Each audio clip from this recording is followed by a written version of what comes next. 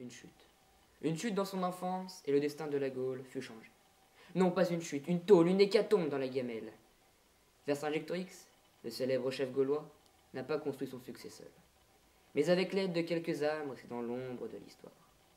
Un simple petit village, un gros roux passionné de géologie et de quelques combattants rares, et d'un petit blond qui envoie tout à plus tard en bas de page.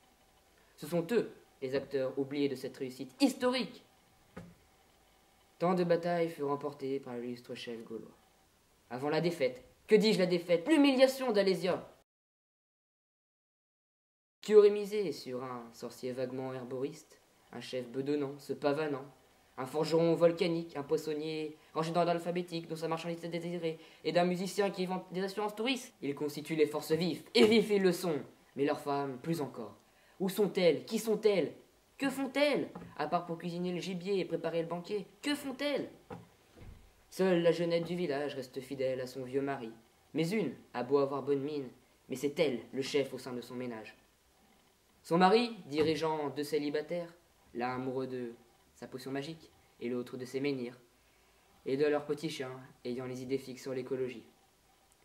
En revanche, leurs ennemis ne respectent rien, avec leurs techniques de guerre redoutables, et leurs formations carrées, tortues, sont redoutables, mais pas pour nos Gaulois. Leur désorganisation trouble même jusqu'à Jules César. Ils remportent des batailles grâce à leur boisson légendaire. Pas du Red Bull, mais du Pitbull gaulois. C'est une sorte de boisson énergisante, mais vous doutez bien que les Romains sont prêts à tout pour s'en emparer. Ils vont même jusqu'à capturer le patriarche druide de son état. Mais ont-ils des alliés? Eh bien oui. Ils sont blonds, gros, avec une moustache. Détrompez-vous, ce ne sont pas des Gaulois. Par leur accent différent, leur surpuissance, ils sont belges. Ce repas dit frugal pour eux représente une quantité astronomique de nourriture. Même la mascotte prend du bois. Mais ils mangent, mais ils boivent bien sûr. Non pas de la cervoise, mais de la bière. Mais pourquoi sont-ils alliés? Car un ennemi commun les unit, les Romains. Entre l'organisation belge et la force gauloise, ils sont imbattables.